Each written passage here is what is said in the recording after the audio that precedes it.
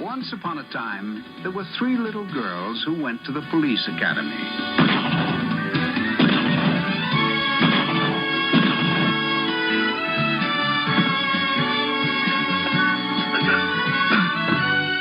And they were each assigned very hazardous duties. But I took them away from all that, and now they work for me. My name is Charlie.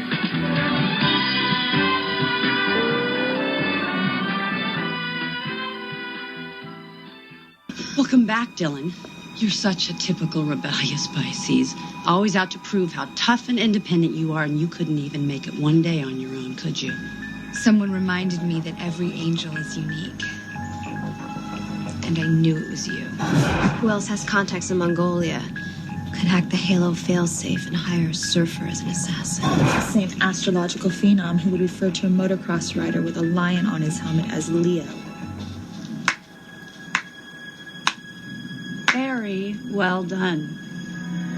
Very impressive, really. I mean, you've got it all figured out. And now I'm going to really enjoy knocking those halos right off your heads. But you're an angel. No, you just don't get it. I don't take orders from a speaker box anymore. I work for myself. Well, your boss sucks. The angel's ass-kicking pose. I have to admit, seeing the 3 of you like that does give me this little twinge of nostalgia for the old days. But back then, it was a little bit different. You see, when I was an angel, we used guns.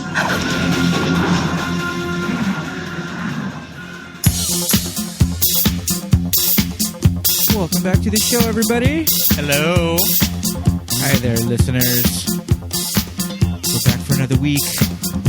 My name's Pete. And I'm Scott. And these are the movies that made us gay. Yay. Pete, can you believe this is episode 30? Is it now? 30. Wow.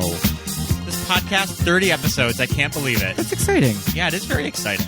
I love that. Well, we've got a good episode today, as usual. Episode, yeah.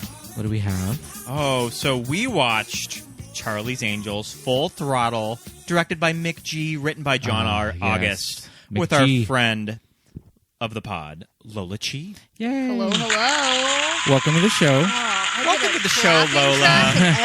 We have a reception for you. Wow, look at all these people There's here. so many. Oh, you guys can gosh. stop now. All right, Quiet stop, down. stop. Please. Okay. So we watched Charlie's Angels Full Throttle. Yes, we did. Yes. A movie series that Pete and I have been obsessed with pretty much since we met. Yes. Yes, indeed. I know these movies like the back of my hand. I couldn't decide if I wanted to do Charlie's Angels or Charlie's Angels Full Throttle. This movie is the more, I mean, it's just bigger, it's better. Oh, it's Full It's Throttle. Full Throttle. This movie is on at 10, and it does not take its foot off the gas for an hour and 40 minutes. Yes. No, even the ending credits are cranked up to 50. Yeah. But I mean, the first one started off the same way. Yeah. Just, Of course. Yeah. And even this one just from the definitely takes Columbia it- logo, just going right into the flames. Yeah. And this one takes it to that next level, too. Sure. I mean, next level. Yeah. God. I mean, it's not the type of movie that studios like to make anymore, too. And with the whole fallout of the Elizabeth Banks Charlie's Angels, which Pete and I did see, and we liked. Yes, I liked it too. Yeah. It was definitely not the original, No. but I think it's one of those movies that I've seen a lot of people have opinions on it without actually having seen it, too. yes. Have you been running into that? I mean, I was going into the movie just like, oh, Kristen Stewart. Right? Yes. And I thought Kristen Stewart was great in the movie. She was amazing. I thought she was awesome for the very first trailer I saw. I was like, wow, Kristen Stewart. Oh, she sold it for This me. is like next level Kristen Stewart. I'm loving it. And She was Kristen so- Stewart's playing she's like the Kate Jackson angel who can change your tire and then kick your ass because you didn't know how to do it. Yeah. Sure. Okay. I just love the whole vibe that she gives in the whole movie. Yes. Yeah. Yeah. But I mean, we have to talk about just this. what you mean by the style of this movie is a music video. Mm-hmm. You know, that's exactly what it is. And Mick, it's so aesthetic. Yeah, and very fitting because Mick G comes from music it videos. It was hard to find clips because there's so much music that anytime there was dialogue, there was always a song underneath it, and I didn't want to just like cut into songs because like the cues were part of the drama. He used all the music cues as score, you know, and so a lot of times the clips would have to be really long to like include these song breaks and things. Yeah, McGee came from videos, and he came from videos at a time when music videos were like extravaganzas. Like he had like dancing girls and people in like silver and gold body paint and people on trapeze. Do you know what music videos he's directed? I can't think of any off the top of my head. He did a lot of Smash Mouth, a lot of Sugar Ray. He did like All Star. I think he did Walking on the Sun. Oh my gosh, yeah. All Star. Which are very that like sepia color. Yeah. The colors are very bright. Very They're filtered. super saturated, super and filtered. Yeah. He did. I know he did some Chili Peppers, but like that early 2000s, late 90s. Probably did like era. Californication. That was before that. Oh. Yeah, McGee just has a very like OC vibe to him, almost an IE vibe to him. And for our non-California listeners, we mean Orange County and Inland Empire. And there's some major Southern California references in these movies too. Like they're so Californian. Yes, They It's really like are. it's like if California was an amusement park. yes. And you're making all of the stops you're going to the pier, you're going to Venice, you're going to Santa Monica, you're going to Huntington Beach. It Yeah, looks all of nicer that. than Yeah. it is. It does. He does make it look very beautiful, very it clean. makes me want to live there. Yeah, yeah, indeed. Even in the first movie, just like the Foster Freeze drive-through, and I'm pretty sure it's the one in Eagle Rock. You know, in this movie, there's the observatory, and you know all these Hollywood Highland or the Chinese Theater. All Very of these crazy iconic locations. California set pieces. Yes. And he also made, because Los Angeles is the city of angels, and there's Charlie's Angels, and there's a lot of angel references throughout. So some of it's on the nose, but I think it's all in fun, and they're fun movies. Like, you just can't take them as... They know what they are. Yes. You have to take them at face value. They're big music video productions, and he's throwing in references from movies, TV shows, music videos. You know, he was a guy in his 30s that came from like MTV, and this is what we got, and I like it. So I always like to start the episodes. Do we remember where we were when we first saw Charlie's Angels Full Throttle? Oh, God. Lola, do you want to go first? Yeah, man. God. I think I was like 10 years old when Sure. this came out. I was a baby. Yeah. And I think, honestly, this is one of the movies that actually did make me gay, because I feel like I was just like toddler Lola in the theater looking up and like, they're all like little action figures. Yeah. Like little dolls. Yeah, and like they're like slapping each other's ass, Yes. and I'm like, oh, you can do that? Yeah. Totally. So I saw this movie at the Judith Theater in Lewistown, just with some friends of mine. Yeah. Did you like it more than the first one? Were you just like, it's everything I wanted it I to think be? I liked the first one more. Yeah. Yeah. Yeah. I think that was my initial reaction Sure. to it. And it's also a movie that I've grown to appreciate with time with each watch. I kind of appreciate a little more of how fun it is, because this movie in particular is like opening up a package of Skittles and just eating like one by one. They're just sweet and colorful. I would say it's just Just- eating the whole bag It's at just once. it's just an explosion of color and fun. I Yeah. remember reading a review, and I don't remember if it was LA Times or EW, but the critic referred to it as a potato chip of a movie. I think that was Owen Gleiberman. Was it Owen Gleiberman? From Entertainment That's Weekly? funny that you remember that too. Yeah, I think it was on the box. Yeah. Okay, so I don't recall seeing this one in the theater. I know I did. I probably saw it with my friend Matt Earhart.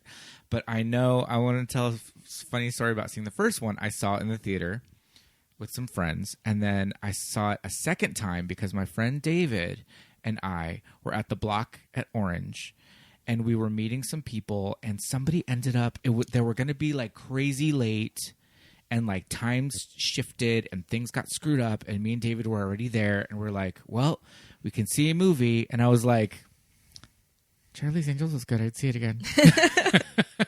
Just slip that in there casually. And so we went, and he's like, okay. And so we went and we saw it, and it's this thing on the plane where they're like jumping out of the airplane. It's the opening scene with LL Cool J LL mask Cool J. and like Yep. all this nonsense, and it cuts from the like Charlie's Angels like da-na-na, and then it cuts into the like da-na-na-na-na-na-na-na.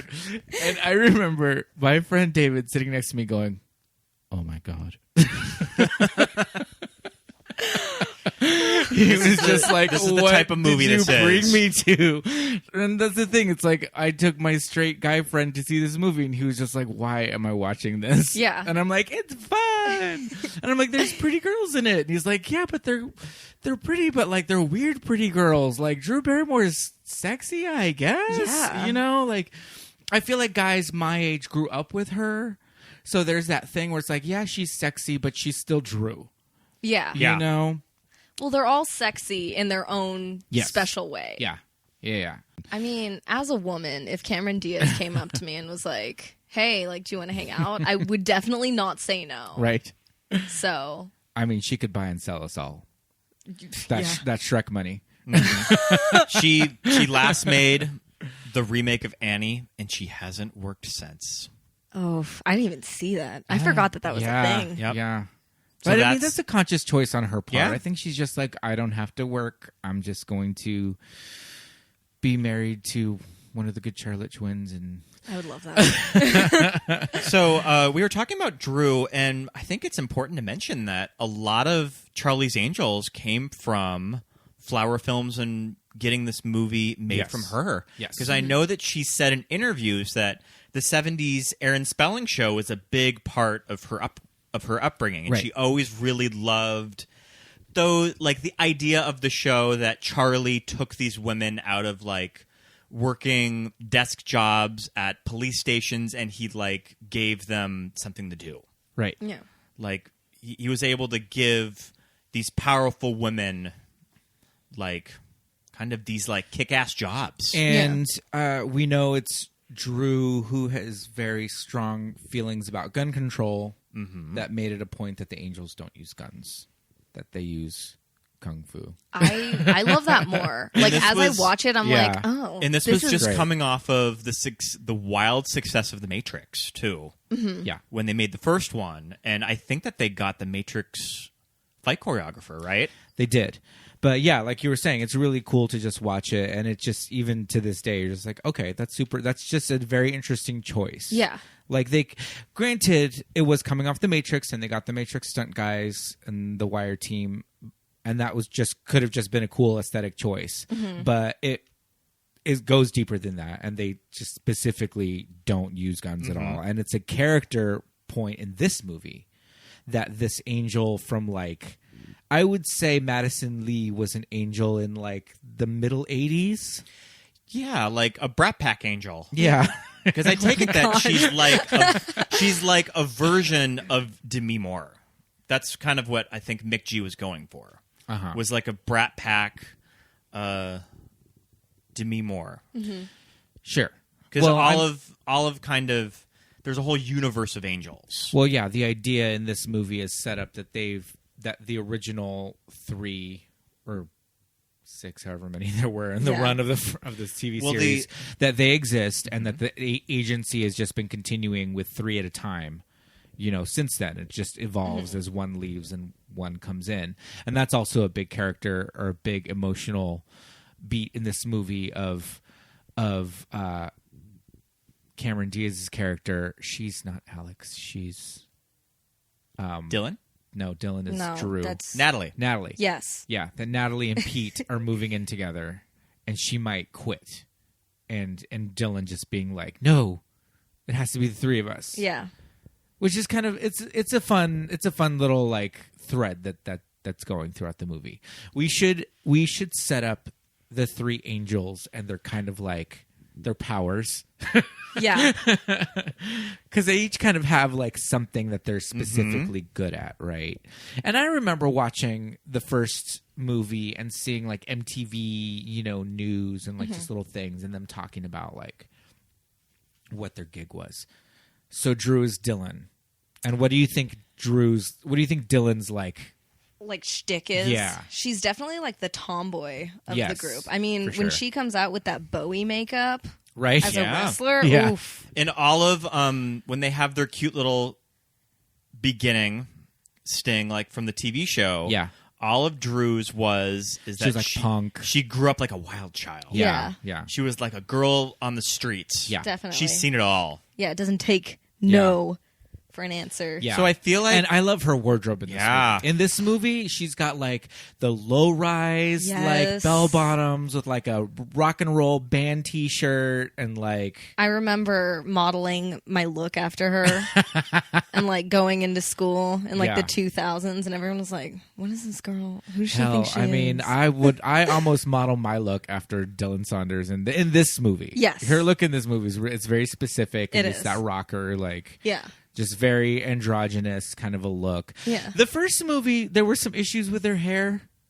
It was like there were two Yeah. perfect curls on each side, and then the rest was straight. oh, is that a thing?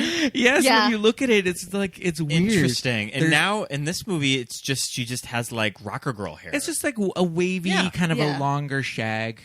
I do like that when they go undercover as the motocross girls. Yes. She gets the Pat Benatar hair. Yes. Well, it's like a Pat Benatar love mullet. that. Yeah.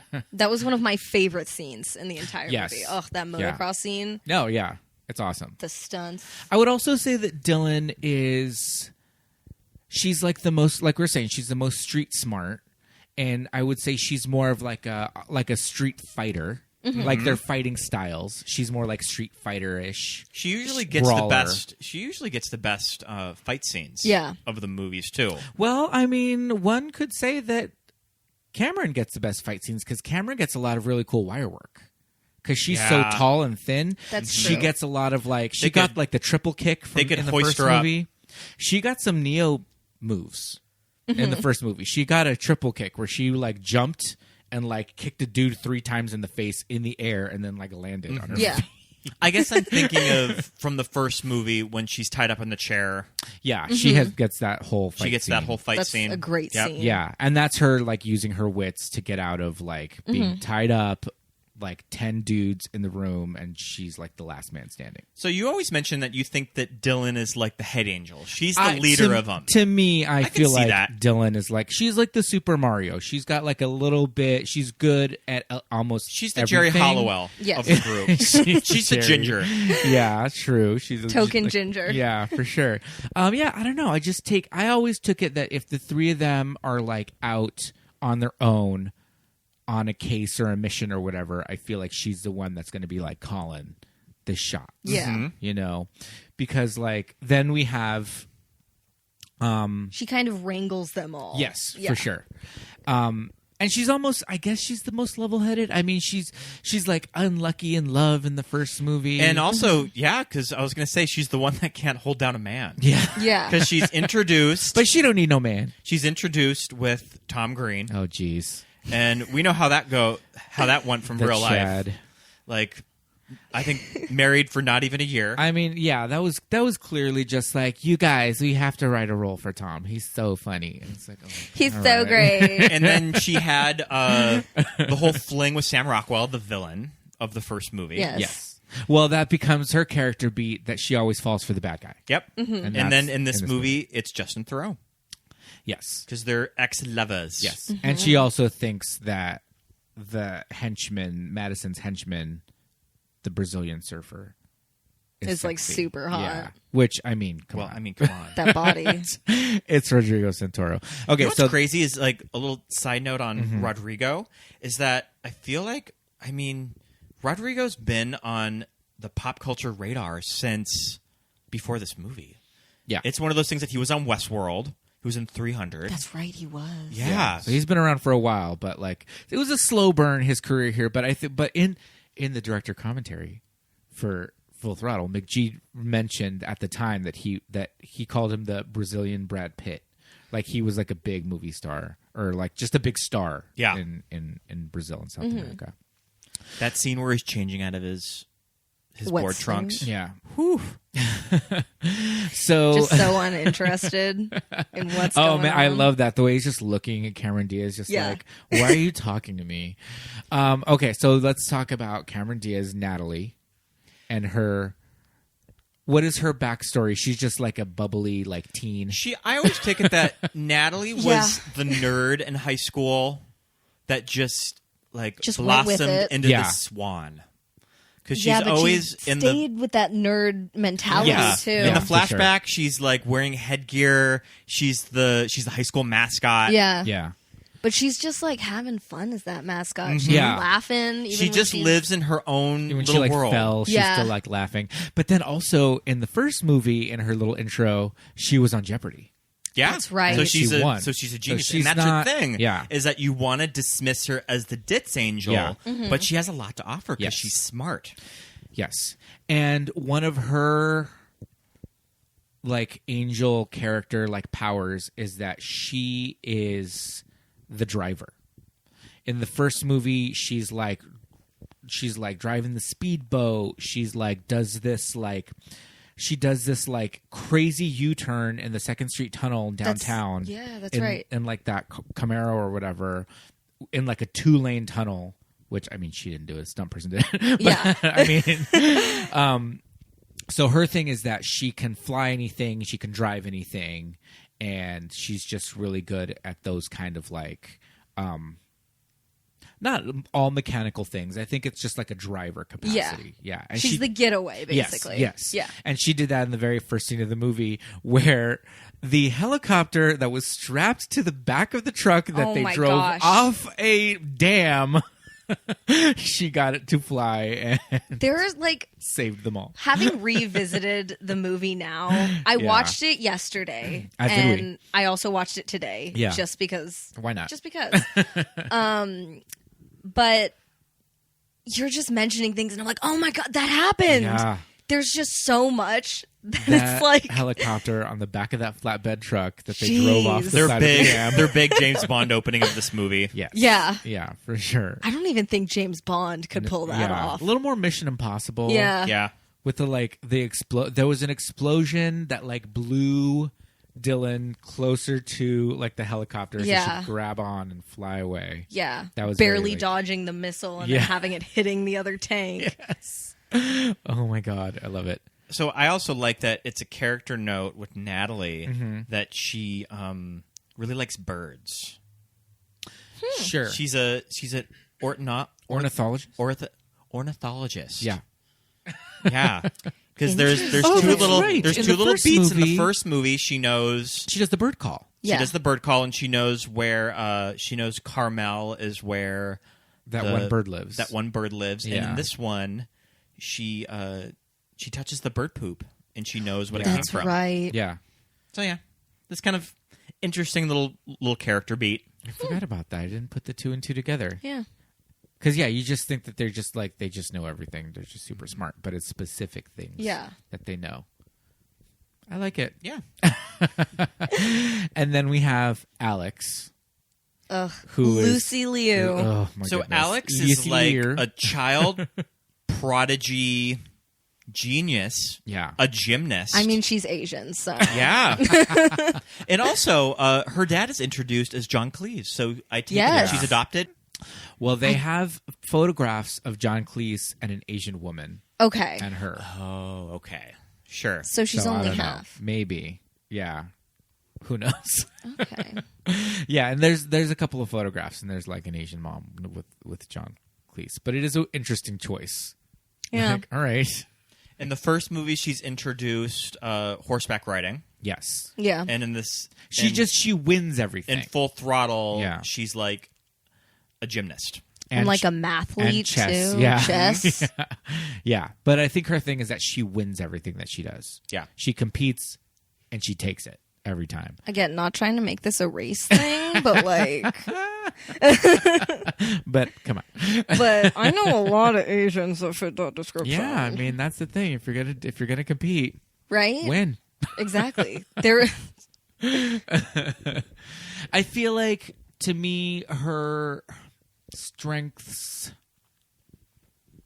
in the first movie was it like computers, bombs? Yeah. She did this thing Yeah. with like wiring and like, yeah. I think she did like a bomb thing, and then she did like a weird wiring thing where she like tapped into like computer, like in like Sam Rockwell's lair at the end. Yeah, she was definitely the techie one. Yeah. And whenever they have to infiltrate some building organization, she's usually the one that's like the face of the operation. Yeah, yeah. She's like the one plant. She's Yeah. she's the plant. Yeah. Yeah. Going in as the sexy scientist. Yeah. Yeah, yeah. And also the sexy coroner who completely Yes. like soiled a crime scene. Did you know who the police officer is in that scene? No. He's the third Wilson brother. No. Yeah. Shemp Wilson. Mm-hmm. What's his name? Zeppo? Zippy? Steve? Melissa McCarthy She- was also in that before yes. she was like. Yeah. Well, and do you know super why big. Melissa McCarthy is in these movies? Because she is McGee's best friends sister. with the screenwriter John August, Oh. and he got her little cameos in both of these movies. I think there was more in the second movie that was just cut. Yes. Yeah. Over time. Because she's like in the actual movie, And you there's- just see her. and you can Yeah. tell that there's deleted scenes in the credits. Yeah. Yeah, where she was. with her and the Wilson brother. And Bernie Mac. Oh yeah. Yeah. I like your patch. She's really good at improving stuff. And in the She first is. movie, she works at the software company Yes. when Lucy Liu comes in. when she's like giving her the tour. Yeah. Yeah. That's a really good scene. They should have been more Melissa McCarthy in this movie. Yeah.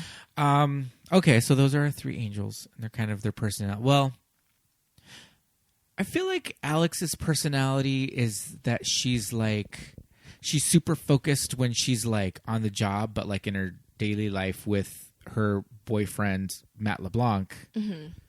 She's a lot more like ditzy. Yeah, she's constantly seems. like not recognizing him, You like see thinking her he's juggling the life of what it's like to be an angel and to have a relationship Yeah. a lot more. Yes. Yeah. And to sort of live these two lives. And in this movie, you can tell that she's trying her best to make them both work as one. Well, in this movie, she decides to put her relationship with Jason, the actor, on a timeout. Is Yeah. that what they call Yeah. it in this? A timeout? A timeout. Because they couldn't call it a break because that would be too close to Friends, where he's from. So they call it a timeout. But he's still there in this movie. Yeah. Also, Alex's house is like this crazy like LA architecture Yeah. landmark. This like Oh my gosh, I love her house. $1 billion. There's like a waterfall in the middle of her house. I mean, they make a lot of money being Her angels. house is like built yeah. into a cliff or something. It's crazy. Meanwhile, Cameron Diaz just buys this house that's like oceanfront Santa Yeah. Monica property. Right? I don't even think, does Dylan even have a house? We never see. She's introduced in the first movie as living on the houseboat. But isn't that Chad's houseboat? Yeah.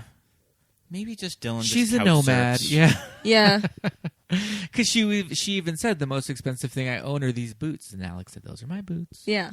So, She doesn't have a lot to show for herself. Just her tiny Nokia. I think that she lives in a beautiful loft in downtown. That's Okay. where I think she lives. or like in her car, maybe a trailer. Yeah, yeah. Very chic Yeah, I trailer. could see a trailer. Yeah, like an Airstream. yeah, Like Ooh, like yeah. what Yeah. Brad Pitt lives at in Once Upon a Time in Hollywood. Yes. That's like neighboring a drive-in. I could see see that. I like it. Tiny houses before tiny houses Yeah, were cool. exactly. Exactly. So, so this movie starts off with like this crazy James Bond / Mission Impossible like opening sequence in like Mongolia Yeah. or something. There's like definite like Raiders of the Lost Ark vibes. Because Dylan is introduced with a drinking contest. Yeah. That's how all women want to be introduced. Oh yeah, and I mean, I love Drew Barrymore. Same. Movies that made us gay all-star. Yes. Yeah, we did Never Been Kissed. She's great, but just sometimes some of her choices, I'm just like, Drew. I guess the whole thing is that it's a drinking contest, and they're angels, so they're just like in this world, the angels are just kind of like better than us. Yeah. So she's winning this drinking contest. She takes a shot and is just like whoop, it's just like water. She doesn't even. I mean, even what's her name? Marion Ravenwood. Yeah, Yeah. even she flinched when she was taking those shots. But yeah, Drew, I love her, but sometimes some of the acting choices, like in the clip that I played at the beginning of this, cutesy. Yeah, I don't know. You can definitely It's tell true. that she grew up a child actor. Yeah. Yeah, for sure. But I still love her. We're introduced to Robert Patrick. Yeah. Yes. Yeah. From Terminator 2, who we love. The T-1000. He is the T-1000. Yep. Yes, indeed. So right off the bat, he's their client, I guess. And we kind of get introduced to this idea of what we think the story is about. And like in the first one, it was this weird like technology thing. And in this one, it's this witness protection Ring. ring. Do you guys mind explaining to me the witness protection rings? I'm curious if any of you can make sense of that. I don't know why they trusted two people with the entirety of witness protection. Right? That's a little odd to me. Yeah. And just You can't there's a you lot can't to just- question. You can't just put it on a flat like a drive. Yeah, with well everything. they also never really explained how the rings worked. No, not at all. Well, we have just a little bit of this. Angels, you're aware of the federal witness protection program. Sure, people who've testified against major crime figures are relocated and given new identities for protection. The identities of these witnesses and their families are protected by a program called HALO, Hidden Alias List Operation. The list is encrypted on 2 titanium rings. The data on each ring is indecipherable on its own, but when the 2 rings are read together, their codes unlock each other. Who wears the rings? The head of the U.S. Marshal Service was wearing one. Ray Carter. Yeah, so that's Robert Patrick's character. When he was kidnapped and they were trying to steal the ring from him. Yeah. Yes. And so they were saving him, and that's where all this ring business gets involved. I don't think we're supposed to think too. And that's Dive the too thing. deep And into that's the thing mythos. about Exactly. Charlie's Angels, and you could even say it about the TV show, is that the plots are usually super complicated. They're hard to follow, but Yeah. in the grand scheme of things, they don't matter because what matters is the dynamic of the women Yeah, yeah. and what they bring to the table Yeah. and how they interact with each other. And yeah, I mean that's just the essence of Charlie's Angels. Yeah. But I do love Lucy Liu's explanation of the witness relocation. Right? It's like, oh, thanks. Why would that be said in that meeting? Oh, yes, it's blah, blah, blah. Yeah. We know what it is.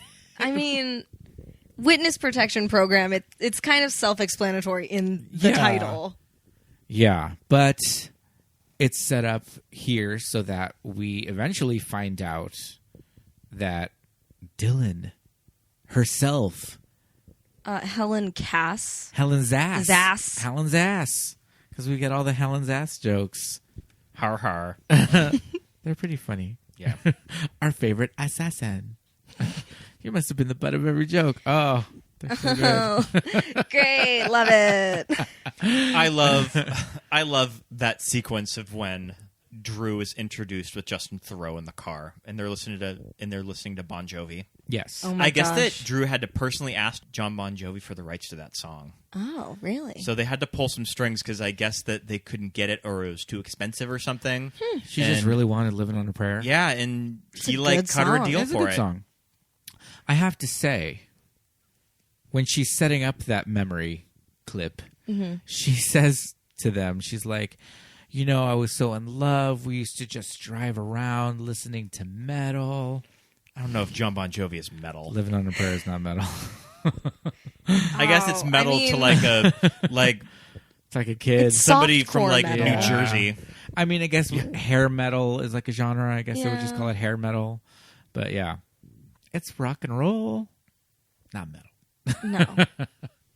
At any rate, she was dating a lower level Irish mobster, Seamus O'Grady. Ugh, that accent. What do we think of So Justin perfect. Theroux's shredded body? It's almost so muscular and thin that he doesn't look healthy. When I first saw him, and they were like, he's like this crazy Irishman guy, I was like, oh, okay, I can definitely see that. Yeah. And then he just spoke, and I was like, Yeah. But I guess There's a that's lot supposed to going be on the with that accent idea, work. is that he has like this Lucky Charms accent. yeah. So he definitely has a very like Iggy Pop looking body. Oh, definitely. in this movie. Yeah. Just like zero body fat. I'm sure that all Super lean. he was eating was like steamed broccoli and dried chicken breast for like 6 months. Probably. Working out like 18 times a week. Yeah. Every day. I mean, he was in prison, so he had the time. Yeah, that's the thing. That was the idea. And plus Justin Theroux is just like a thin, wiry guy to begin with. Yeah. So It probably doesn't take that much for him to get like a 6-pack. Yeah. So she witnessed him like shooting some guy, and she put him away. Yeah. And they put her in witness relocation, and she became Dylan Saunders. I'd like to know what his mentality was when he was like, I'm on this date with this girl, things are going great, I'm just gonna make this quick stop at this pizzeria and like shoot a dude. Yeah. I mean, maybe he just thought she'd be into it. So they cut to him after he shoots this guy, and he looks back and like laughs or smiles, and I think he's got braces. Yeah. To like show that they're That's like so young. hot. Yeah. And he's got like a long like mullet going on. So I think the idea is that he's just super young, and I think it was like his initiation maybe. Okay. Into like the mob. Maybe he felt like he was trying to impress her. Yeah. So he was just like, hey, look at me. I'm in the mob now. Like, isn't this cool? But she was like, Isn't no. he like running the mob though? At this point, yeah. Okay. Yeah, I think he's like the head of it now. Okay. Yeah. He's been in jail, man. It's been a long time. Dang. He's done a lot, Yes. Jail makes a person productive. I love the Cape Fear introduction to him in jail. And it's the actual Cape Fear music. Which is like, that's pretty cool, but that's just another McG thing. He's just doing like, that. If I'm going to do it. He's doing that. He's doing those crunches with his legs suspended. Yeah. Yeah. It's very Sideshow Bob. Dylan's pictures in the background. Yeah. Yeah, totally. But we forgot like how they figured out about the whole witness protection thing was from Shia LaBeouf. That's right. He's also in this movie. Oh my god. Looking crazy. He needs a haircut. Yeah. He looks insane. So this is like Even Stevens, Shia LaBeouf, right? Right after Holes. Okay, right after. Holes. Yeah. You know what's crazy about Shia LaBeouf is that Everything? there was at a time in his career where everyone is blowing all the smoke up his ass, and I don't even think he believed it, but he was kind of posed to be like the next Tom Hanks. I think that he was on Time magazine in an astronaut suit, and it said like the next Tom Hanks. You know what's funny? The other day I was like on my couch and I was like, man, whatever happened to Shia LaBeouf? I think I was watching like Transformers, as one does, to torture themselves. But I was like, man, I wonder what Shia's doing with his life. And then I get like a Snapchat from my friend. She was like, dude, I'm at the movies and I met Shia LaBeouf. Oh, what? And I was like, oh, for real? Like, he's hanging out at the NoHo Lemley? Wow. Yeah, and she was like, yeah, he was really cool. He said to watch his new movie, Peanut Butter Falcon. Right, yeah. So there's a plug. He just directed a movie called Honey Boy. Which I saw the billboard for. Autobiographical. Did he direct it or just write it? He directed it. He directed it. Oh, yeah, wow. and he's also starring in it. And it's sort of just based on his life as a child star. Oh, interesting. Yeah, I really want it. It's supposed to be really good. Peanut Butter Falcon was amazing. I watched that. Yeah, So I it's haven't good to seen it see yet. that he's found his way as an actor. Yeah. That, like, he's doing it on his terms. Yeah, You know, that he's, like, really involved in, like, social justice. And yeah, he's just, like... He went through his, like, crazy Britney phase. Yeah, and now he's just doing the types of movies that he wants to do. Yeah. And my hat's off to you, Shy. I know. I think he was like, you know what? I don't have to be crazy. Yeah. I got this money from child acting. Might as well do something with it. Yeah. So, but yeah, that's good that I've heard good things about Peanut Butter Falcon, and I definitely want to see Honey Boy. They both look like really good, good movies. So, Shia LaBeouf, 2020. This will be his year. Ugh, please. He's back. But he's in this. He's playing someone who was also in the witness relocation program or witness protection program. His parents were killed by The O'Malleys? the O'Malleys Was or it? O'Grady's. O'Grady's. The O'Grady. Now, how do they end clan. up at the motocross track? They steal some stuff from the surfer. Sure. Leo. Yeah, the surfer's is Madison's assassin. Well, we don't know that he's Madison's assassin. But He's someone's he's assassin. someone's assassin, and they think his next target is going to be at the Coal Bowl, and it's Leo because it says Leo on the back of the Coal Bowl flyer. That's right. Yeah. So they go out to this like crazy like quarry pit in like San Pedro or something. Yeah. I guess there's really famous motocross guys in that scene. Oh. And Yeah. I'm not in the motocross No, scene, so I don't know that. Yeah, and most of that. Well, that's how they got Pink because Carrie Hart's there. Yeah. And most of that, most of the bike work is all on camera too. I mean, not the crazy stuff where they're where where doing there's close-ups flips and stuff. Yeah. But there's some really cool shots where they do jumps and they're like kicking their legs out and like doing all these crazy things on the bikes, and all that's in camera. And yeah, so that's how they got Pink, because Carrie Hart was her husband at the time, and I guess now again is her husband again. Yeah, Sure.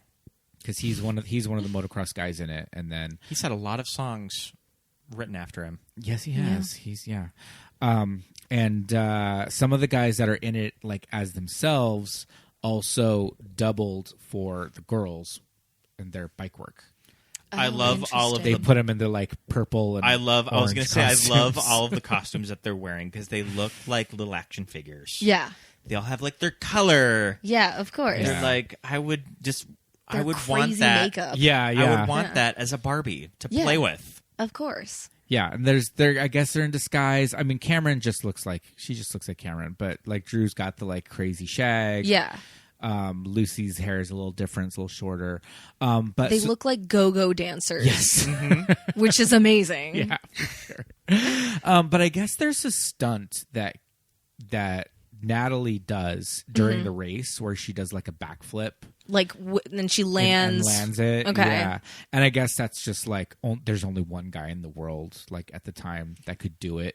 And so it was like a big motocross stunt. And that's something that, of course, McG would just be into and know So about. did they get? Yeah. Like, Did they get the bike guy to do it on camera? yeah. Then So that cool. shot is like a real That's awesome. stunt Oh, of like a nice. guy. And like, it was a big deal for him to like go and like do the stunt and, and like edit it into the action. And he's just there. There's some behind the scenes stuff of him with just like the high ponytail and everything. Nice. Because he's Nice. It's supposed to be Cameron. Yeah. But that's the thing. It's like when you're watching it, you're just like, oh, okay, she did a backflip. But I mean, I guess doing a backflip on a motorcycle, You know what? it's kind of hard. Having gone and like in my rebellious phase, being like, yeah, I can do dirt biking. Yeah. That's no big deal. Yeah. I think I like took my friends were like, yeah, let's go. Yeah. And I went like a foot and just ate it. So I have experienced firsthand how hard it is. Oh yeah. So mad respect. Yeah, for sure. those girls. And you feel like, oh, it's just a dirt bike. It's not like a hog or anything, but still, dirt bikes are pretty heavy. Yeah. So Yeah. it's like to Those are pretty big tires. yeah. Yeah. So those stunts are actually, when you see it in a movie, you're just like, oh, that's cool. Yeah. But like, Whoa. yeah, but it's actually kind of impressive. Yeah. Um, I could do that. yeah. But I love that Pink when they're like buying in to this, like, I'm assuming illegal like race. When they're buying in, Pink is just like 3 out of 4 don't cross the finish line. Yeah. It's like, so what, they all died? Like, explode? Like, what? We shoot the others that make it. Yeah, I'm like, how many dead bodies are going to be on this course? Oh, man. And they're her all just, outfit and they're in all that just too. buried Her out in the outfit is desert. insane, and she's so ripped. She peak Pink. That was definitely peak Pink's body. Oh my gosh. We saw Pink once in concert. She was really good. Really? We did, we yeah. did. She flew around that damn auditorium. Saw That her was crazy. during the Beautiful Trauma tour a few years ago. Oh, yes. Yeah, she was really good. Yeah, really good live. So this is where we get introduced to Shia LaBeouf. He's Leo. Mm-hmm. Creepy thin man. Yeah. Saves the day from the first The movie. return of creepy. How is he alive? Creepy thin man. Yeah. Right? He gets into some like shenanigans that it's just he walks away from. And you're like, Yeah. What? Crispin Glover, interesting choice. I mean, he crashes his motorcycle Yeah. into an overpass Yeah. and just kind of like gets Gets up. up. Yeah, and it's one of those roles that you could have cast it. It could have gone in many directions of how you would have cast it. Yeah. But it's interesting how they landed on Crispin Glover. Yeah. Yeah. Yeah. I mean, in the first movie, it could have been a stunt guy. Mm-hmm. Yeah. You know, but he probably was just like, well, I want an actor, you Yeah. know, Yeah. for the role. And Crispin Glover is known to be a huge personality, too, Yeah. when you work with him. And he doesn't really have any lines. Yeah. But really cool, just adds to this fun like mystery. You know, he's cool looking. He's in these like suits. He acts with like his entire body, too. Yeah. Yeah. Like all his dialogue is just like screaming. Mm-hmm. Like crazy vocalizations. And just how he's like a little hunched over and how he carries himself. Didn't the nuns say something about him being mute? Yeah. Oh my God, we have to talk about the nunnery. That was the Playboy Mansion. It's the Playboy Mansion. And that was Carrie Fisher as the Mother Superior. Did you ever see... Oh my God. That totally was. Oh, you didn't know that? I didn't put it together until I was like, oh my God. And she's even wearing the same habit that That the nuns wear. Mother Superior Sound of wears Music. in The Sound of Music. Yeah. Like all the folds in the habit, that's Oh, very shit. specific to Sound of Music. And the entire scene is, what is it, Lonely Goat Herd? Yep. Yeah. The Lonely Goat Herder is playing underneath the entire scene.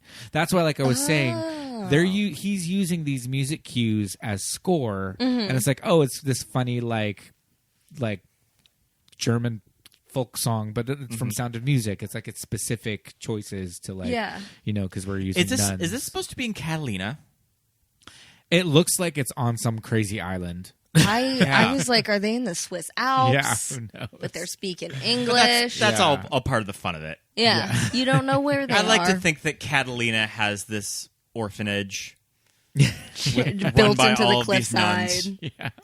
Yeah, because it is the Playboy Mansion, but when they do an establishing shot of this crazy like island, Yeah. you can kind of see that they like glued on the mansion. That's true. Like onto Whenever the side I of it. see that establishing shot of the mansion, I always remember the episode of The Girls Next Door where they put a slip and slide down that grass. Yeah.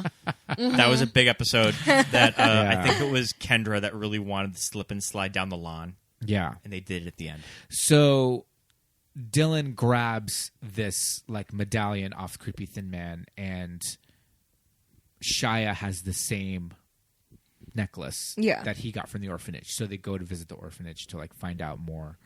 And Carrie Fisher's got some funny lines. They're all dressed as blue nuns. Blue Nun was like a liquor. Oh, Yeah. Blue Nun is like that. some kind of a liquor. That's why they're blue nuns. It's one of those things that there's so much attention to detail. Yeah. that's in this where- entire yeah. movie. They're all in these blue nun habits with aviator sunglasses, which is like I just think is a great visual. Yes. Chewing gum, Chewing Yeah. gum, blowing bubbles. yeah. Yep. And they do that thing where she's like, "Come closer," and they're in their like desks and they're like scooting The them scratchy, forward. yeah. Yeah, I love that. And then when she mentions the car that he donated, which turned out to be he stole it. It was Rodrigo Santoro's car from the beach. Oh, I'm not going to pretend like I know what car names are. That car. That gold one. Yes. The Toyota Testa Verde. I don't know. The 96 Thunderbird G7. But the way she described it, Mother Superior listed off the car and described it, and she said numbers matching, like 19, and she said the year and all that. I just thought it was a funny beat that this nun had like this car collector knowledge of the kind of car, that he got. I just thought that was a cute thing, because I mean, that's just also part of like the McG-ness of it all. Yeah. Classic cars, classic muscle cars, all of that. And just having this nun like rattle off this. And then when she said numbers matching, I like lost my mind. And that just means numbers matching just means that like all the parts are original. Yeah. So nothing was replaced as far as like the engine and stuff like that. Like the serial numbers match the VIN number of the car. So when you say a car's numbers matching, it's like everything is original and they just restored it or rebuilt it instead of replacing things, which makes the car more valuable. So Mother Superior was up on her like classic muscle car knowledge. Could you imagine like in her office she has one of those posters of like those bikini babes It's like the a cars. Lamborghini poster that you would see in like a high school kid's bedroom. Yeah, totally. So we've got the Blue Nuns. That's where we learn about Creepy Thin Man and his backstory. He was from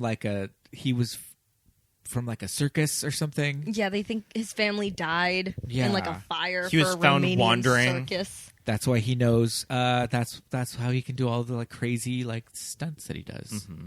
Yeah, when he flips off that chair when he gets the haircut. Yeah, looks like a spider monkey.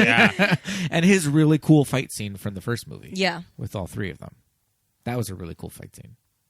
I remember getting that DVD, being like, "I'm going to rewind that." Is that the one that they scored a Prodigy? Yes. Well, they used Prodigy a lot, but that was the first one. Yeah, It was in air quotes Chinatown. Sure. That they ran to from like the gas building downtown. I have questions with as much love and care as McG put into the locations. He's also a little fast and loose with how quickly you can get from one location to another. The ending, they're on the Roosevelt roof and they go to downtown in one scene. Yeah. But I guess that's a part of the charm of it. Yeah, is that it's a theme park version of LA. Yeah, and in the first movie, they chase on foot Creepy Thin Man pretty much from the Biltmore to Chinatown, and it's like a 30-second like jog.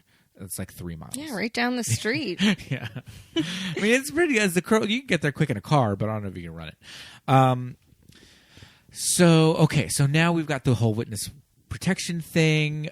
We know that like Seamus was let out of prison early, and then we start figuring out that like other people are involved, and Robert Patrick is actually involved, and wasn't actually like the client, but he's actually behind it, I guess. I mean, yeah. Have you seen the man? Yeah. He looks like a villain. He looks like a villain. This is true. Yeah. I don't think that Robert Patrick has ever been cast as a law-abiding citizen. A good guy. Right. That In would be his the plot entire twist. career. Yeah. So when Dylan figures out that like Seamus is getting out of prison and he's coming after all of them, she kind of has this idea that like, okay, I'm putting everybody in danger, and she's gonna leave. Yeah. Even though she was so sad about the girls breaking up. She hightails it to Mexico. Yeah, to Tijuana. Yeah.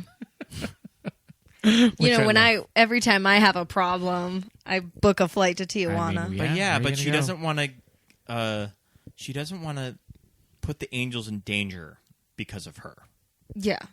So she feels like she has to remove herself from the whole situation and the whole angel life. Well, that's the whole superhero thing. That's why you want to have a secret identity, because the bad guys are always going to go after your girlfriend first. Girlfriends. Yes. In this case. In this case, yes, exactly. We talked about it already, but when in the very first like crazy James Bond scene where Alex rescues Robert Patrick And he's like, how many men do you have? And she's like, oh, I've got 2 girlfriends in the bar. And he's just like, oh, but there must be like 100 guys up there. And she's like, yeah, it hardly seems fair. fair. But the way she says like 2 girlfriends, like they always make it a point in the script for them to like refer to each other as like friends. Just like this is just like these are our friends. They're these are our not family. co-workers, they're buddies. Yeah, yeah. And that's why they work so well together, like as this team. I mean, I think it works. Definitely. I think it works. It definitely adds a cute little like cherry on top. Yeah, you know? for sure. So Dylan hightails it to Mexico, and she sees a ghost. A specter. She sees an angel. Well,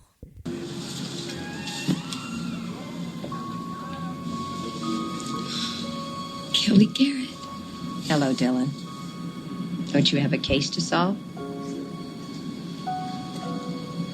Well, I tried to outrun my past, but it caught up with me yesterday. And I put my friends in danger. You're in more danger now without you. Natalie and Alex are going to replace me with someone great. A real angel. Not someone who's pretending to be something she's not. Your past is what makes you who you are, Dylan. Don't forget that Charlie chose you for a reason. Angels are like diamonds. They can't be made. You have to find them. Each one is unique. Sometimes we search too hard for answers that are right in front of us.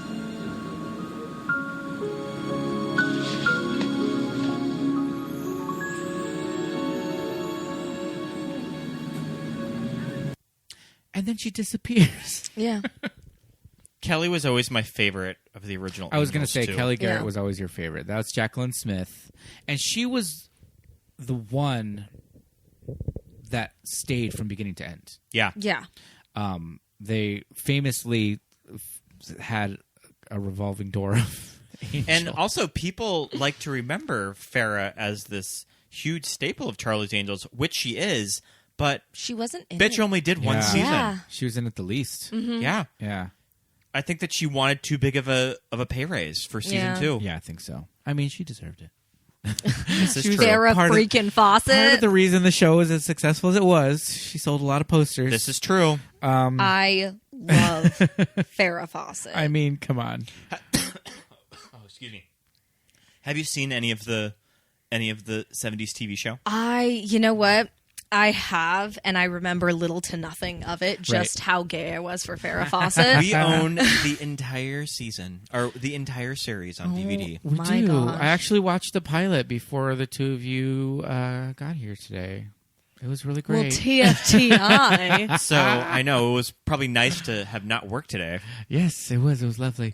So my favorite episodes of the show is when they go undercover in the circus. Oh my gosh. Yes. I remember that one. That one is really good, and that one is with what angel was the replacement for?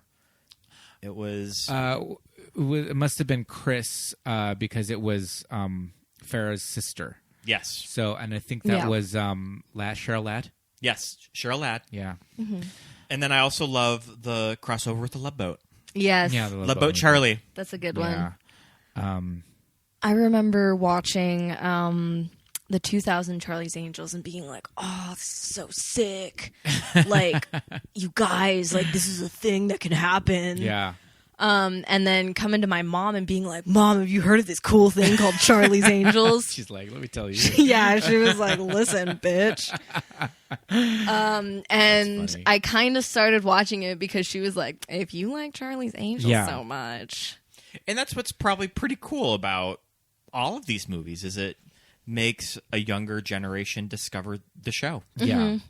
What I noticed in the episode that I watched today is that the original Townsend Agency, I think it's right off Sunset Boulevard, like in West Hollywood. Sure. Like turn the corner and it's on the corner of Sunset and like Crescent or something.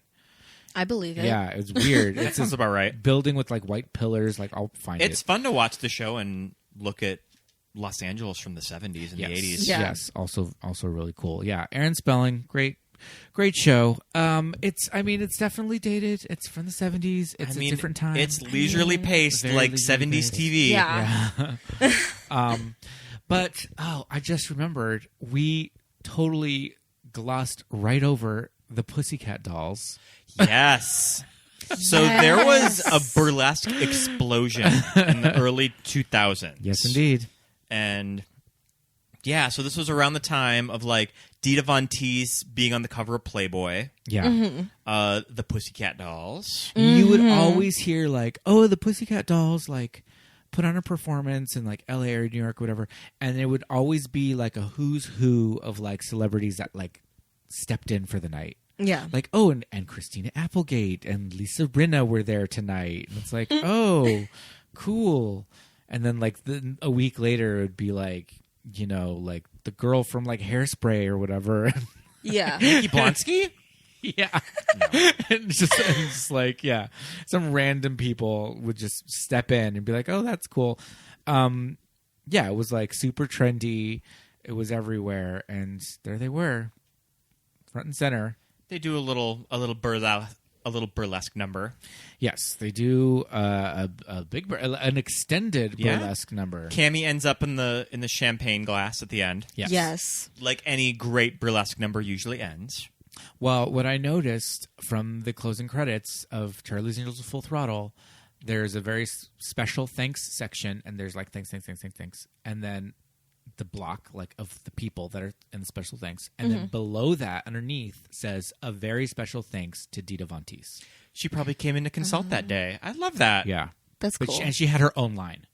Of good. Thanks I love that. Yeah, she wasn't she just deserves it. in the block of like, and the caterers, like she just wasn't in like the giant paragraph. Yeah, I like that. Yeah. So, and of course, I mean, if Mick G's gonna get like Robin Anton and like the full on like, this is pre Pussycat Dolls as pop music sensation. This is just the actual burlesque troupe with Robin Anton and like all those, you know, those original girls. And he went out of his way to get Dita to come and choreograph and consult on that scene. Yes. I mean, it very well could have been her champagne glass. Sure. Yeah.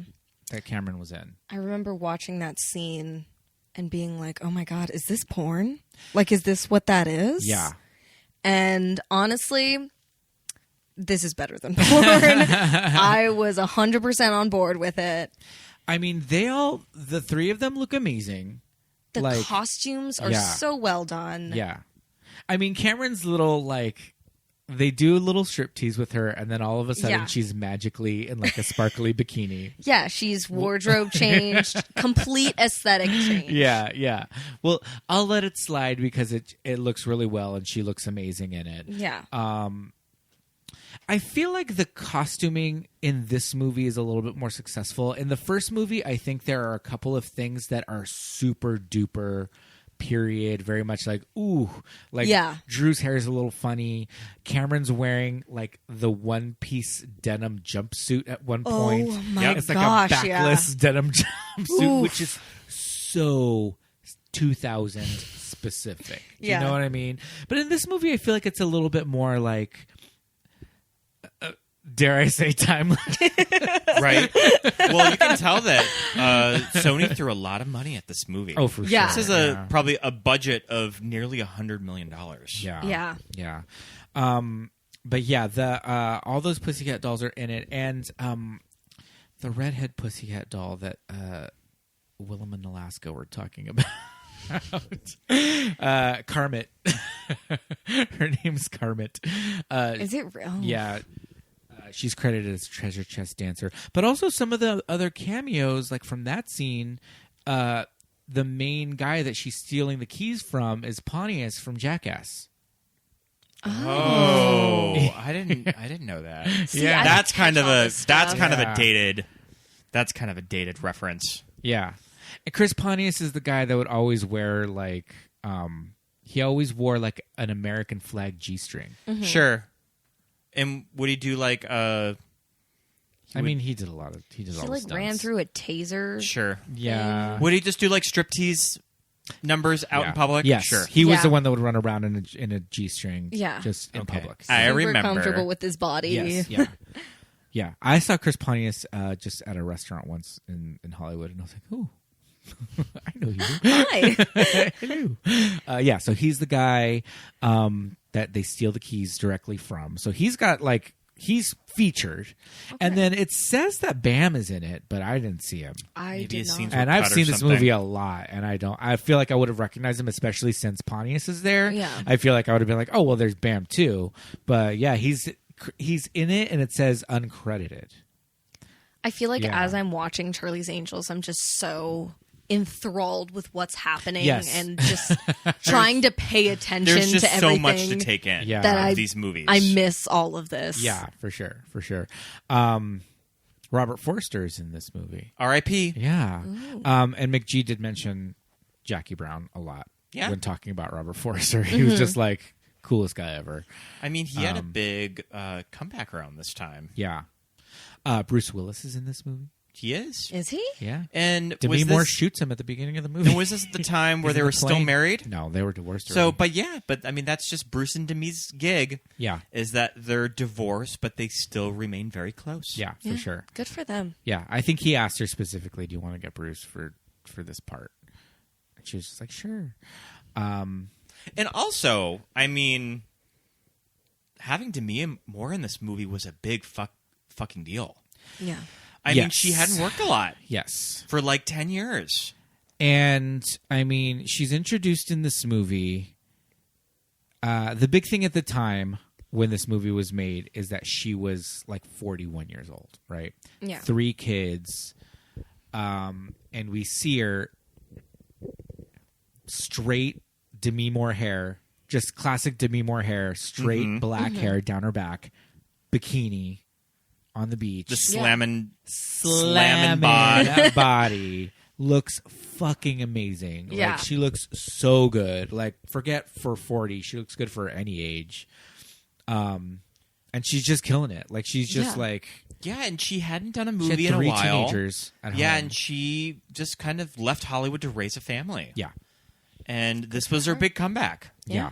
And it's a fun role. It's a villain. It's like, well, we don't know that she's a villain at first. She's just like spoiler. the ex-angel. I know. But yeah, we find out that she's like this angel that's gone rogue. She's the fallen angel. Yes, fallen angel. She's now playing God, quote unquote. Yes, indeed. She's got a really good scene with Charlie. Yeah? Yeah. And she is acting in that scene, too. And the other, like, interesting thing is that she doesn't have a scene partner.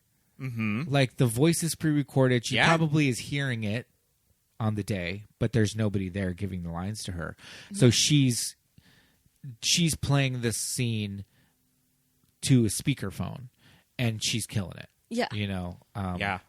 I actually have clip of that if you'd like to hear it. Oh, play it. Yes. Where are we?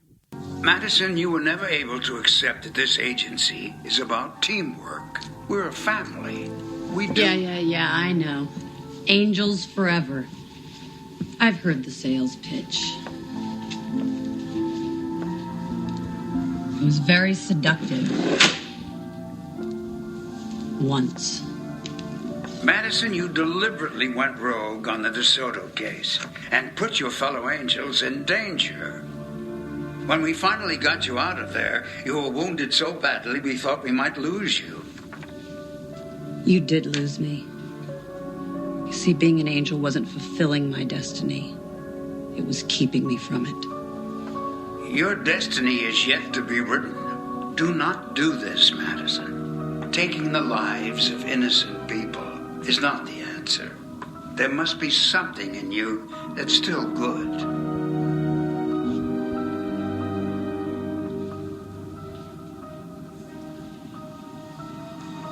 I was never good. I was great.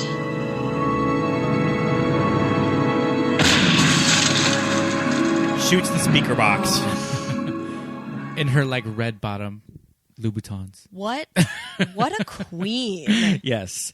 I mean, she is fully in a bikini and a fur coat for half this movie. Yeah. Yes. Oh my gosh. And her crazy like nail claw thing. Yes. Yeah. Honestly, like that's, if I ever reach that level, I'll know I've made it. I mean, her secret lair is like the Griffith Observatory. I mean, why not? Like the planetarium. Right? Like, spins into oh my gosh, view, the and there she is. the dramatic spinning. Yeah. Ugh. She does like crazy like backflips and lands on like these stilettos. And, like these red bottom like as one Louboutins. does. We'll reenact that next time we're at the observatory. Oh yeah, for sure. Her character beat is that she solved cases using the Cosmopolitan bedside astrologer. Yes. So she was very into like astrology and, reading star signs. I also really love that when Dylan is in this bar in Mexico / Tijuana, she sees the Cosmopolitan bedside and she's immediately like, oh, yeah, it's Madison. Yeah. It all falls into place for her. Right? Yeah. I feel like there were no real context clues. I mean, there clearly were, but if I was in her situation, I was just like, oh, I would just be like, what a coincidence that's here, Yeah, but I guess that's just they're thinking on a different level than all of us. Very true. They're angels. They don't have that brain fog going on. Yeah, they're not living in they a can weed read cloud. They can read a room like Sherlock Holmes. Yes, Yeah. seriously. There's a reason they're angels and we're not. Could you see Courtney Love as Madison? You mentioned that when we were watching it. I mean, maybe early 2000s Courtney Love. I love Courtney Love too. I think she's great. I think she would be a dead giveaway, though. Yeah, I agree. As a villain, I feel like you're right. I think it just has to be Demi. Yeah. Yeah. I just don't know how easy I would be or how willing I would be to buy, like, the stunt work. Yeah, right. Yeah. Just be like, that's not Courtney. Because like with this one, you're just like, is it to me? Is she doing the wires? Like, Yeah. But if it was Courtney, you'd just be like, all right. So Mick G talks about on the commentary when she's at the Townsend agency, there's all of these photos on the wall. And you really can't see it in the shot, but he mentions that there's the Angels Hall of Fame. The Angels Hall of Fame, and they added all of these famous angels that they kind of thought would be angels. When I was pulling in clips, this universe, I think I saw Jodie Foster. Yeah. And I think I saw Brooke Shields. Okay. Yeah. So he was looking for 80s angels. Who else do you think would be I think angels? Madison would have been with those two. Jodie Foster if they go and Brooke. 3 at a time. I could see that. Yeah. Sure. Right? Because they're about the same age. Yeah. Yeah. But I think there would be 3 in between those and the current ones. Mm-hmm. At least one set. Maybe like Kim Basinger. Like would have 90s. been like a 90s angel. Sure. Who else? I like the idea that there's a Charlie's Angels newsletter specifically for the Angels. She mentioned the newsletter. That's right. Alumni Association. Yeah. Don't forget to pay your dues. Yeah. Some like nerdy angel is like running that. I like though that they went with Demi because with her having like this long dark hair, I think that they kind of matched her up with Cameron for fight scenes. Mm-hmm. Yeah. And they played really well. It's like the yin and the yang. Yeah. Because Natalie is often wearing like lighter colors. She's often wears white. Yeah. Mm-hmm. Yeah. Her signature Spider-Man undies. Oh, yes. Her underoos. Those are great. I will say that I definitely went out and bought Spider-Man boys underwear after I saw that movie. That's amazing. And also, this movie, you got to have a scene with Cameron dancing. Right? Yeah. Yep. Cammy loves to dance. You got to She write does. something with it. I think she's a trained dancer. I think he might have mentioned that in one of the commentaries. I mean, she dances in The Mask. Too, yeah. And so she's pretty good. yep. Yeah. She's pretty good at it. So, yeah, I mean, this movie had its share of detective work, stunt stuff, some drama, a lot of comedy. I don't know. I love it. And it's like, I like the new movie, but the thing is, with Charlie's Angels, when it came out, Cameron Diaz and Drew Barrymore were just huge movie stars. And I feel like that was maybe part of the reason why people didn't latch onto the new movie. Because it's like Kristen Stewart, while is like Bella from Twilight, I don't think... Who are the other two? Yeah. Who are the other two, though? If anything, they needed someone to match Kristen Stewart a little more. Yeah. I feel like they tried. I think that they went after like Emma Stone and she passed. Like, no joke. You know, I would have liked to see Emma Stone. I would like to see it. At the end, they had Haley Steinfeld. Oh, right. As, that little montage. I thought those last scenes of the movie were really cute, too. I thought they were, when they're training them like, all. I wanted to see more of that. So I thought one of them, in the training montage, I thought one of them was Abby from Broad City, but it's not. That would have been funny if she was there. That would have been so great. Yeah, I was like, Abby, is it Wait Abby? a second. And then I One looked of at them was from Riverdale and Hustlers, right? You are. Yeah. Yeah. The blonde. I was reading an article because the new Charlie's Angels is so topical lately. So it was just a BuzzFeed article about like looking back on the 2000 Charlie's Angels. And they mentioned, the big thing in these movies is their disguises. And they're played for jokes. Yeah. But there's a scene where they are in like a Moroccan restaurant and there's belly dancing. And Lucy Liu is belly dancing. And so BuzzFeed journalists are like very quick with the cultural appropriation. They're just like any little thing. They're just like, bah! And so I was like, okay, all right, they're undercover. Yeah. So she's belly dancing. It's not like she was in brownface. Oh, wait. Drew's kind of in brownface. Drew's fully in brownface in that scene. Yeah. It was a different time. It was a very different time when you could do that in a movie and no one talked about it. That's true. She didn't do an accent. No, I don't know if that would make it better or worse, though. Probably worse. Yeah. I mean, it's a quick shot. She's, there. It's a Moroccan restaurant. They're in disguise. Yeah. Yeah. But I don't know. I give it a pass. That's true. Sometimes you just have to like look away and be like, well, it was a different time. We're doing better now. Yeah. That's what matters. And their intention was not to make fun of anything. Their intention was we're in disguise. It's more ignorance than anything. Yes, true. Let's go with that. McG, cis, straight, white, male director. Yeah, let's, Their intention was they're a bunch of male executives, and they didn't want to put it in a strip joint. Yeah. So they were like, oh, what would So be... next best thing. Yeah. And it would kind of fit because it's like exotic costumes, and they would be able to wear like, like fun belly dancer costumes. Lucy Liu danced, and she did a really cool, like memorable little belly dancing thing. Yeah. Yeah. So I think their intentions were in the right place, but Do you remember reading at the time when the first movie came out that Tyra Banks was I think she really wanted lobbying for the third angel, who was either going to be black? Well, they wanted to go ethnic for the third one in some capacity. Could you have seen this movie with Tyra Banks? I definitely could have. With Tai? Sure. Yeah. Oh my gosh. She would have been fine. Yes. Now that her name's Tai, I can see it more. Okay, so did we wrap up this whole movie? So, the whole movie is building to the big climax fight scene on the roof of the Roosevelt. Sure. Now, there's a fake out where they're at a different hotel rooftop, right? Well, is the fake out at the Roosevelt? Because when they hand them...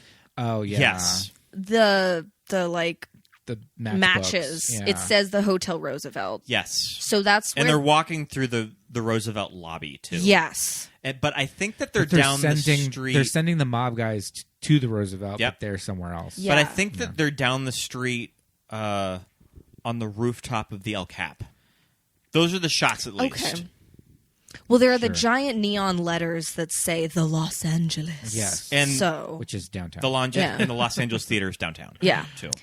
So. But again, he wants to have just the angel in some form somewhere. Yeah. I don't think you could see the rooftop of the... You get the really good bitch fight with all of them in the movie theater. Well, yeah, that's after the car chase that is accompanied by the cover of Saturday Night's All Right for Fighting by Elton John. Yes. And I was trying to figure out who performs this rock and roll cover of this song because I was like, oh, this is an interesting Is it Bon cover. Jovi? It's not. It's Nickelback. Wait for it. Featuring Kid Rock. Oh, wow. My God. That's like... Who knew that existed? Wow. I wonder if Elton John knows that exists. I'm sure you would have to. Yeah, I don't know. Maybe that one slipped past him. Jeez. Yeah. That's quite the pairing. Right? That's like a cursed like song. Oh, jeez. Unholy like pairing. Like when you listen to that cover, chances are your phone's going to ring and it's going to take 7 days. Yeah. Yeah, don't download that song. Boy, I went to a Nickelback concert. Ooh. When I was heavy into Nickelback. That's cute. Yeah, it was. Love it. It was cute at best. Heavy into Nickelback, and I still get made fun of for that. Hey, we like what we like. I mean, my first big rock concert was a Three Doors Down concert, so I'm not one to talk. Yeah, You guys that's are 2 peas in a pod. Three Doors Down on Lifehouse, so... Nice. Well, that song exists. It's on this soundtrack if it's anywhere.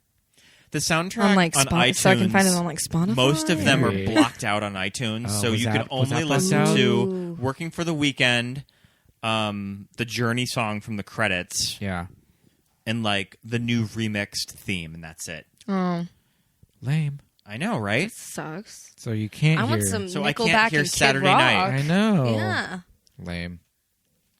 Well, I'll find it. Yeah, just buy It's the out DVD there somewhere. Yeah, it's out there somewhere. You can just listen to Waiting to be found. Yeah, so that happened. And then they end up going to the premiere for Maximum Exposure 2, starring Jason. We noticed what Drew is wearing in this scene. I loved that outfit. It was... I mean, it's a choice. It was definitely a choice, and I was like, oh. It's like a wrap top, and she's wearing pants. But it's also like a cape. It does have Yeah. like a cape Yeah, it part, has like yeah. a flowy cape part. Yeah. It looks kind of like a new take on like a kimono. Sure. And when I first saw it, I thought it was Lucy Liu that was going to be wearing it. Yeah. But it wasn't. It was on Drew. But cultural appropriation. Hey, she still killed it. Yeah, she did. I love that Bee Gees song that they walk out to. Yeah, Yes. it's a good song. Yeah. There's some really good song choices in these two movies. The soundtrack was amazing. Yeah. Yeah. Even in the new one, the soundtrack is amazing. Yeah, for sure. I love that Donna Summer Bad Girls remix. It's great. Oh my gosh, yes.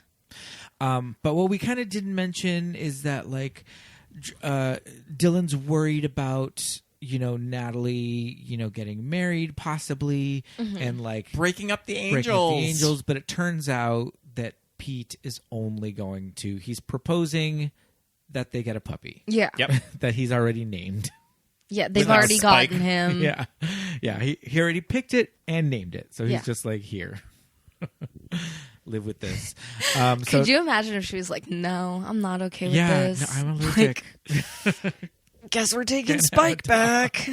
Yeah, that would be unfortunate. Oh. But they're staying together because they're family and all of that. And Shia LaBeouf gets to be like Bosley Jr. The new Bosley. Yeah, because he won Clue. So that means Oh, yeah. he would be good He's at a being detective. He gets to stay with the mom from Good Times. Yes, he gets to stay with Willona from Good Times, Janet Dubois. So it all wraps up nice and neat. Even though they just were thrown from a moving vehicle 20 minutes prior. Yeah. Now they're like all dressed up. Cameron, literally pulled a piece of glass out of her abdomen. Yep. Oh my gosh, that's right. Yeah. That was so metal. Yeah. That was metal. Crashes their car into the into the Orpheum. Yeah. Too. Mm-hmm. And it's a 2-seater that Lucy and Drew are hanging off the back of and get thrown from it. But as these it are flips the into this the is theater. the type of movie this is too. Yeah. Now they just show up fully cleaned, dressed. Yeah, and that's was very full makeup. They're done. they're superheroes. They just went into like a phone booth and they walked out and spun they were around. and they were wearing Little Wonder Woman spin. red carpet outfits. Yeah. Yeah. And it's all wrapped up nicely. And we get a cool like blooper credit scene. Yeah, that was cute. I like that. Yeah. With the Journey song. Yes. Yep.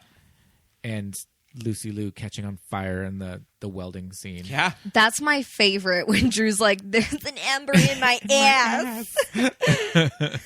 But it's crazy though when like Lucy's like handkerchief or whatever actually does like catch on fire. You see like somebody on set, their hands grab her. They're like, oh no. So fast. They're just, I mean, it's crazy to think about like what you don't see like when you know making a movie, that there are people right out of frame ready to just like put a fire out. Douse Lucy with the fire extinguisher. Yeah.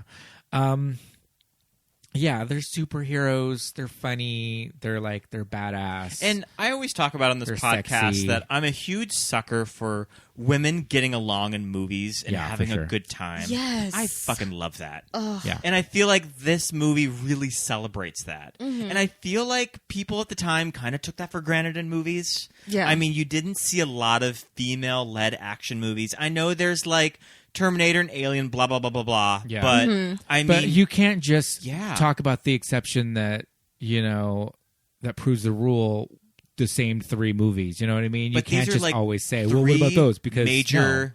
These are like Yeah. 3 female leads in an action movie. Yeah. And they're like, I mean, there's never been like, oh, you slept with Jason. Yeah, So yeah, now yeah. I hate you. Yeah. It's just like, oh, Dylan's leaving because she wants to protect the other girls. Right, It's right. They never fight over boys or exactly. anything. Yeah.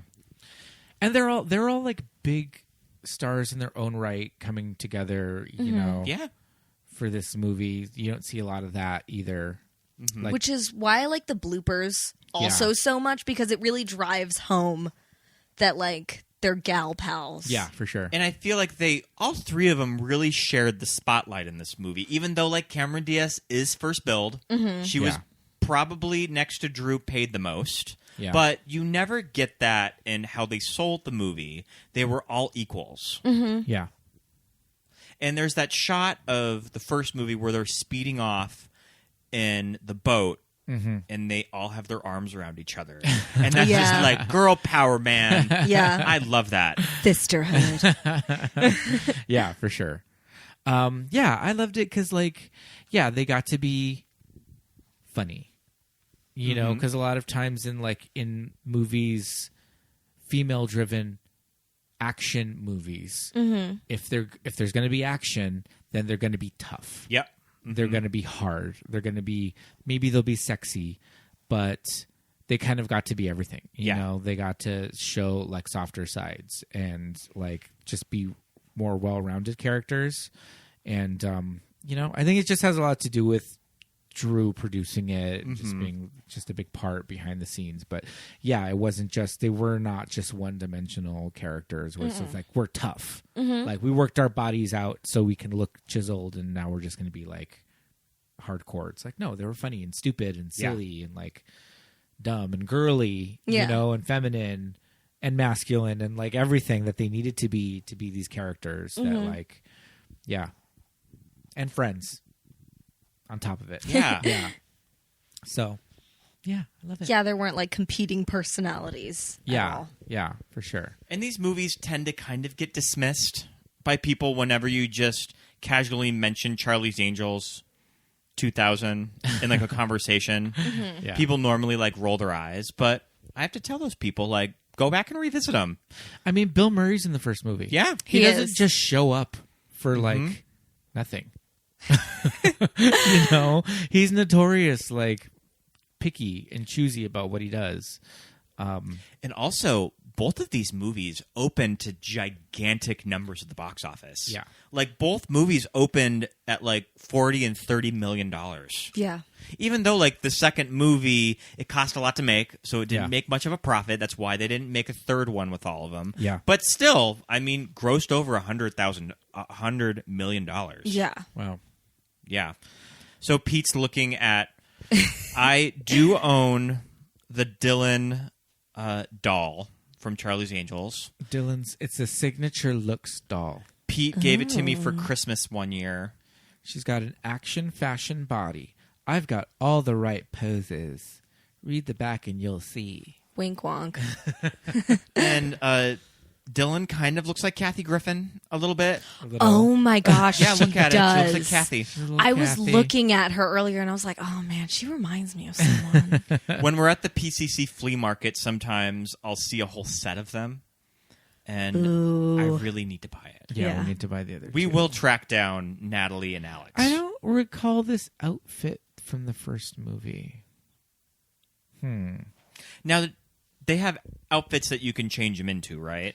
They have, like, sets of clothes. There were 2 separate dolls made of each. Oh, sure. In different costumes. Yeah. So, like, Drew came in the asymmetrical off-the-shoulder red midriff that she wore to Soul Train. Okay. Okay. And then the second look, I don't recognize. You mean Natalie? Yeah. Did Right? I say Yeah. Drew? You said Drew. Yeah. No, I mean Natalie. Cameron.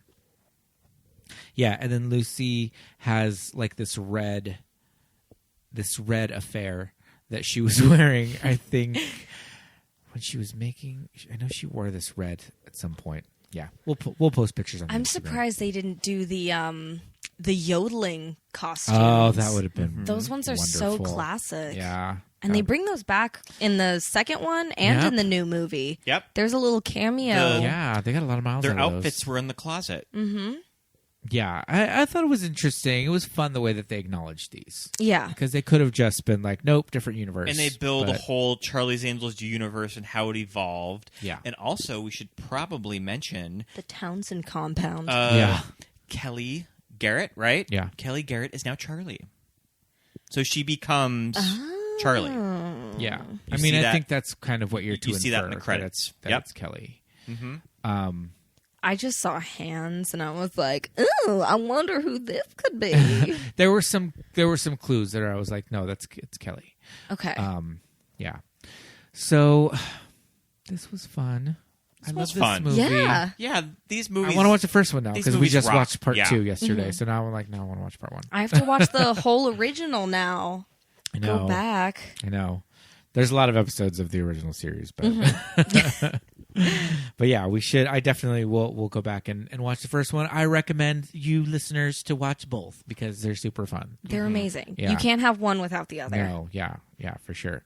The first one has Tim Curry. Yeah. You know, it's got Bill Murray. It's got Sam Rockwell. Kelly Lynch. It's got great Yes. people Yeah. in it, like a good cast. So yeah, just as solid. I think they're both streaming on Netflix. Oh, they are. Oh, are they? Yes, as of December, they are both on Netflix right now. Yes, I think they're just added mid-November, I believe. So yeah, thank you for coming on our show. Thank you for Thank you having so much. me. So It's fun. you, Lola, are a really good artist. Where can we find some of your stuff? Oh my We gosh. can take a look at. Thank you. Well, I have an Instagram. It's called Sensual with SENN. I haven't posted anything because I've been taking a social media break because social media is all toxic. Sure. I also have a Twitter. You can Your- follow me there. Your tweets are really funny. I know. I'm a lot more active on there and existential. All of my tweets are from like 3 a.m. when I come home and I'm like, I'm going to time. drink to sleep. Best time to tweet. Right? So that one is censored, but it's also SENN. Oh, okay. Yeah. Got it. SENNSORED. I hope I'm spelling that right. Oh, God. We'll post links on when we post this episode. That's little old me. Cool. Well, thank you so much for coming on. Thank you for having me. Listeners, we are also on social media. You can find us on Instagram and Facebook at Movies That Made Us Gay. We're also on Twitter as well at MTMUG Pod. At MTMUG Pod. That's Movies That Made Us Gay Pod. Go to iTunes. Give us 5 stars. Give us 5 stars on iTunes. It's the best podcast. Yes, thank you. It is. And also subscribe. We would love it if you subscribed, rate, and reviewed us. If you rate and review us, it helps people find us, I think. It like boosts us in algorithms. Nice. Something about algorithms and science. Steve Jobs. Code. Yeah, coding. Code that Lucy would crack. Yo, totally. So we're coming up on kind of our Christmas programming for the later half of the month. There will be we're gonna have some Christmas movies. Fun Christmas movies coming our way. If you're listening in order. So come on back next week. We'll have a fun Christmas movie for you. Thanks for listening, everybody. We'll see you next week. Bye. Bye.